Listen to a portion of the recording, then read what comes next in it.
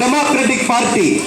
இந்த நாடு எப்படி டெமோக்ராட்டிக் கண்ட்ரி என்று கூறுகிறோமோ அதே போல்தான் இந்த காங்கிரஸ் பேர் இயக்கமும் டெமோக்ராட்டிக் பார்ட்டியாக விளங்குகிறது. இங்கு எந்த ஒரு ஜாதி அடிப்படையில் இந்த கட்சி இயங்குவதில்லை, இந்த பேர் இயக்கம் இயங்குவதில்லை. இந்த நாட்டிற்கான பல நல திட்டங்களை கூறி கொடுத்திருந்த இந்த இந்திரா காந்தி அவர்கள் சில கையர்களால் கொல்லப்பட்டார்கள். கொல்லப்பட்ட நிகழ்ச்சியின் போது திரு ராஜீவ் காந்தி அவர்களும் நம்ம நாட்டுடைய ஜனாதிபதி திரு பிரணாப் முகர்ஜி அவர்களும் முர்ஷிதாபாத் என்ற ஊரில் இருந்து கொண்டிருந்தார்கள், வெஸ்ட் பெங்காலில். அப்பொழுது அவர்களுடைய அம்மையார் உடம்பில் குண்டு பாய்ந்தது என்ற நிகழ்ச்சி அவர்களுக்கு பிபிசி ரேடியோ மூலமாக தெரிய வந்தது. தெரிய வந்தவுடன் அங்கிருந்து விமான நிலையத்திற்கு ராஜீவ் காந்தி அவர்கள் அவருடைய பென்ஸ் காரை ஓட்ட பிரணாப் முகர்ஜி அவர்கள் உடன் அமர்ந்து கொண்டு சென்று கொண்டிருந்தார்கள். அப்பொழுது பிரணாப் முகர்ஜி அவர்களிடம் ராஜீவ் காந்தி கவலையாக கூறினார், நான் அரசியலில் இல்லை, என் அண்ணனும் இல்லை, இன்று என் தாயாரும் இறந்து விட்டார்கள், என்ன நடக்கப் போகிறது அப்படி என்று. அப்பொழுது பிரணாப் முகர்ஜி அவர்கள் தைரியமாக கூறினார்கள், ஒன்றும் ஆகாது உன் அம்மாவிற்கு என்று. முர்ஷிதாபாத்தில் இருந்து கல்கட்டாவுக்கு வரும் வழியில் மீண்டும் பிபிசியில் தகவல் தெரிவிக்கப்பட்டது, குண்டு பாய்ந்த அன்னை இந்திரா காந்தி மாய்ந்து விட்டார் என்று. மாய்ந்து விட்ட இந்திரா காந்தி அவர்கள் இந்தியா இழந்த ஒரு மிகப்பெரிய முக்கியமான மனிதர்.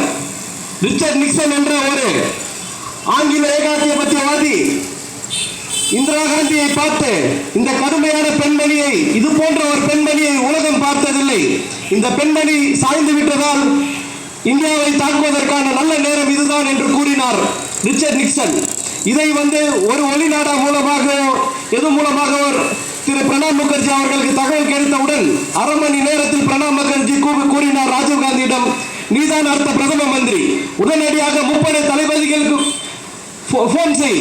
அப்பொழுது சேட்டலைட் டெலிபோன் மட்டும்தான் இருக்கும், ஒரு பெட்டி அளவில் இருக்கும். அந்த பெட்டி அளவில் இருக்கக்கூடிய தொலைபேசியில் ராஜீவ் காந்தி அவர்கள் 30 தளபதிகளுக்கும் போன் பண்ணி seal the borders of the country, நம் நாட்டினுடைய எல்லைகளை உடனடியாக முற்றுகையிடுங்கள், ஏனென்றால் இந்த நாட்டுடைய இரும்பு பெண்மணி இறந்து விட்டார், ஏகாதிபத்திய சக்திகளும் நம்ம நாட்டுடைய எதிரி சக்திகளும் நம்மை தாக்குவதற்கான சரியான நேரம் இதுதான், உடனே இந்த இந்தியாவோட பார்டரை சீல் செய்யுங்கள் என்று கூறியவர் தான் திரு ராஜீவ் காந்தி. அப்பொழுது ராஜீவ் காந்தி தான் பிரதம மந்திரியா வர வேண்டும் என்பதை பிரணாப் முகர்ஜி உறுதியுடன் கூறிவிட்டு அந்த சாவை காணுவதற்கான தனி விமானத்தில் ஏறி டெல்லி வந்த பின் ராஜீவ் காந்தி அவர்களால் எந்த ஒரு நிலையான முடிவும் எடுக்க முடியாத நேரத்தில் கூட இருந்த தன் தாயாருடன் இருந்த மங்கள்லால் பொட்டேதார், ஆர்.கே. தவான், திரு பிரணாப் முகர்ஜி போன்ற பெரிய தலைவர்கள் உடனே ராஜீவ் காந்தி அரவணைத்து இந்த நாட்டை வழி நடத்துவதற்கான சரியான திட்டங்களை அவருக்கு வழிவகுத்து கொடுத்தார்கள். அன்னை இந்திரா காந்தியும் மாய்ந்து விட்டார்கள். நாட்டிற்கான ஒரு புது ரத்தம் தேவை, அதுவும் ஒரு இளைய ரத்தம் தேவை என்பதுதான் அந்த நேரத்தில் இந்த நாட்டிற்கு தேவையான ஒரு விஷயமாக இருந்தது.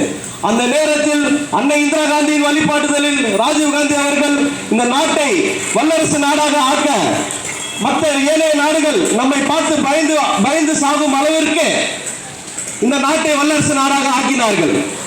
இந்த நாட்டை வல்லரசு நாடாக ஆக்கிய பொழுதும் கூட இந்தியா வளரும் வளர்ச்சி உலகத்தில் எந்த நாடும் அந்த வேகத்தில் அன்று வளர்ந்ததே இல்லை. சுமார் 9.4% விகிதத்தில் இந்தியா வளர்ந்து கொண்டிருந்தது. இன்று 8 தான் இந்தியா வளர்ந்து கொண்டிருக்கிறது. அந்த வளர்ச்சியை கொடுத்தவர் தான் ராஜீவ் காந்தி அவர்கள். இந்திரா காந்தியின் வழி நடத்துதலில் இந்த நாடு எங்கெங்கோ எதையோ சந்தித்தது. அப்பொழுது பாகிஸ்தான் ஈஸ்ட் பாகிஸ்தான், வெஸ்ட் பாகிஸ்தான் என்று இருந்தது. அப்பொழுது ஒரு பாகிஸ்தானையும் இன்னொரு பாகிஸ்தானையும் மோதவிட்டு தனி நாடாக பங்களாதேஷை உருவாக்கி கொடுத்தவர் அன்னை இந்திரா காந்தி.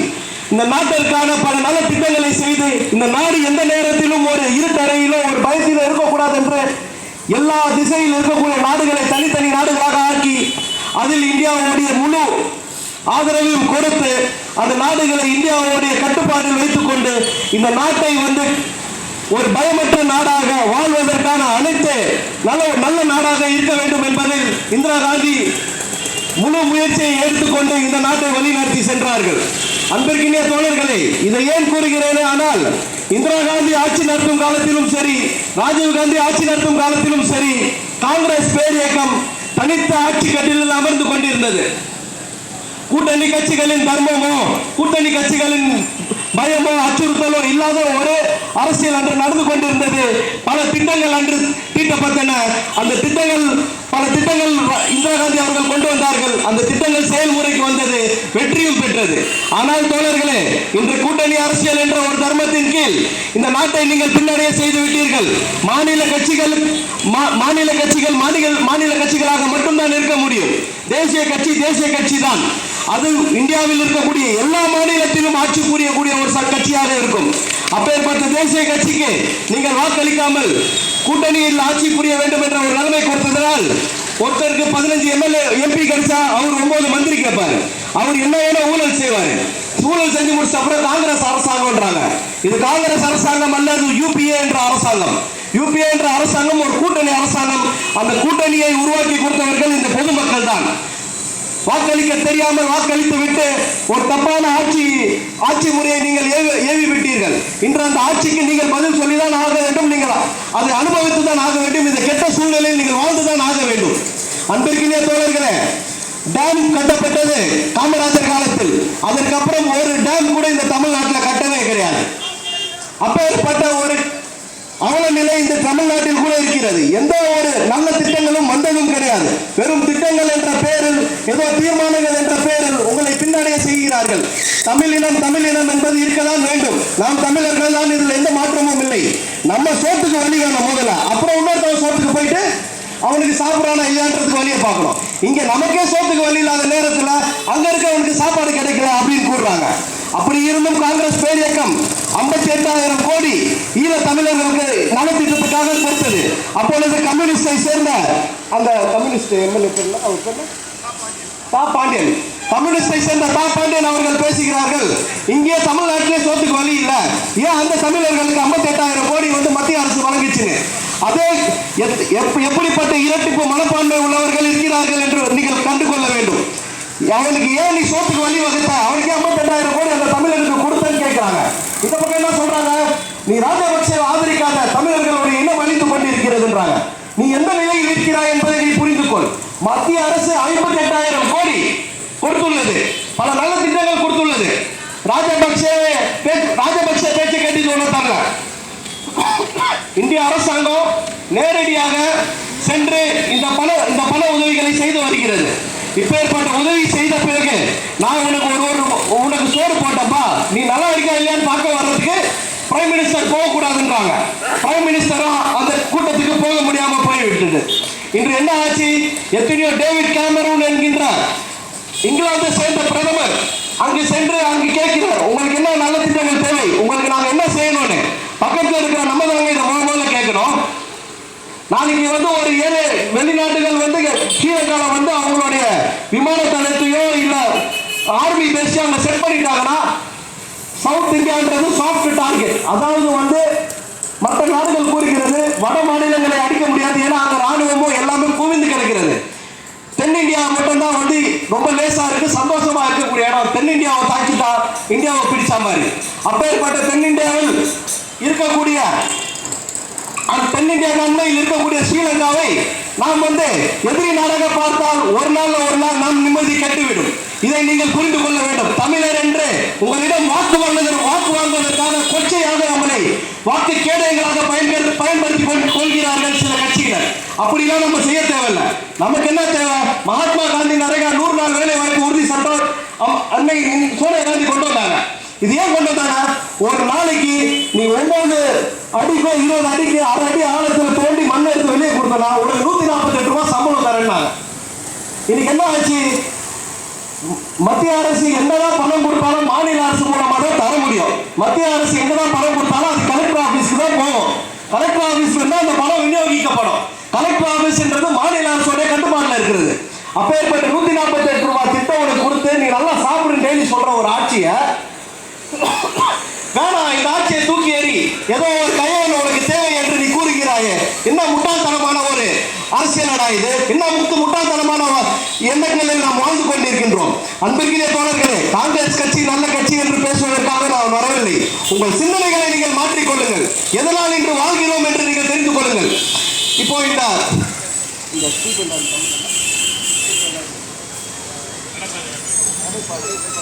இப்பொழுது பாருங்கள், நடைபாதை வியாபாரிகளுக்கு ஒரு அன்னை சோனியா காந்தி. நடைபாதை வியாபாரிகள் அவர்கள் எங்கே வியாபாரம் செய்தாலும் யாரும் அவர்களை டிஸ்டர்ப் செய்யக்கூடாது. அவர்களை அப்படி டிஸ்டர்ப் செய்யவில்லை ஆனால், இல்லை அவர் கடைகளில் இருக்கக்கூடிய பொருட்களை தூக்கி யாராச்சும் எரிந்தார்களே ஆனால் ரூபாய் 2000 அந்த நடைபாதை வியாபாரிக்கு அபராதம் கட்ட வேண்டும் என்ற ஒரு சட்டம் இன்று இயற்றப்பட்டுள்ளது. இவர்களுக்கு ஒரு சங்கம் ஏற்றப்பட்டுள்ளது. நடைபாதையில் யார் வேணும் கடை வைத்துக் கொள்ளுங்கள். இந்த இந்தியாவோட 2% மக்கள் நடைபாதையில் கடை வைத்து பிழைத்துக் கொள்பவர்கள் என்று சோனியா காந்தி அவர்கள் மீது கருணை உள்ளம் கொண்டு இந்த சட்டத்தை ஏற்றி நடைபாதையில் இருக்கவர்களையும் பாதுகாத்து வருகிறார்கள். அன்பிற்கிலே தோழர்களே, எந்த விஷயத்தில் தான் சோனியா காந்தி அவர்கள் உங்களை பாதுகாக்கவில்லை? எல்லா விஷயத்திலும் கவனம் செலுத்தி உங்களுக்கு சரியான விஷயங்கள் நடக்க வேண்டும். சரியான நேரத்தில் சரியான ஆள் கையில் அது சென்றடைய வேண்டும். நானும் கூறிக்கொள்ளலாம், எவனோ இறந்து விட்டால் அவனுக்கு 5 லட்சம் ரூபாய் கொடு, இல்லை 2 லட்சம் ரூபாய் கூட அவன் குடும்பம் நல்லா இருக்கணும். 2 லட்சம் ரூபாய் கொடுத்தா யார் குடும்பம் நல்லா இருக்காதுங்க.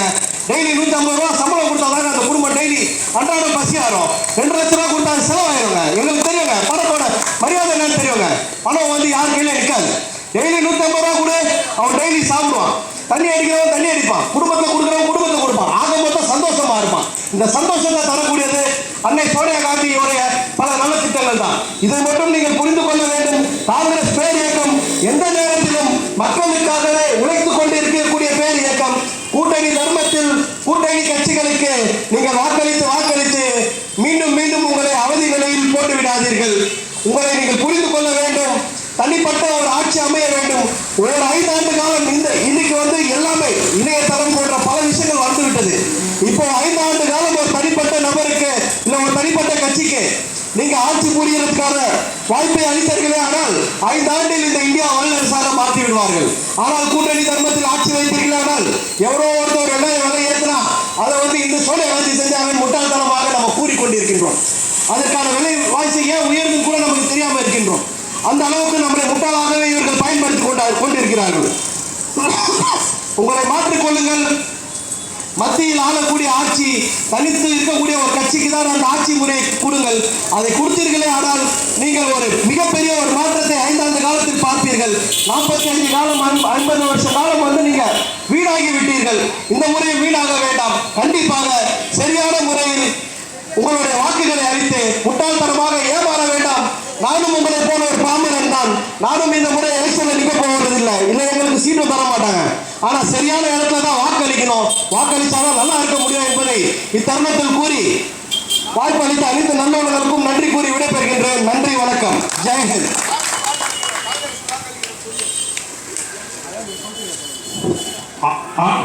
இப்பொழுது அன்னதானம் வழங்க ஹசன் அலி அவர்களை அழைக்கின்றேன்.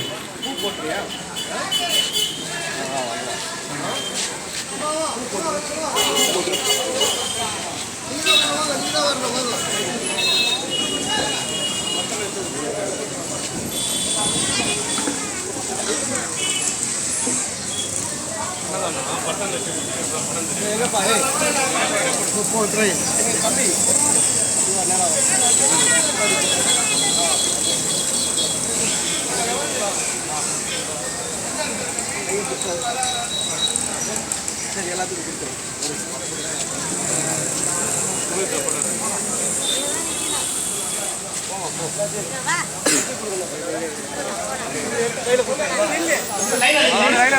ஒரு பக்கம் ஏங்க இந்த பக்கம்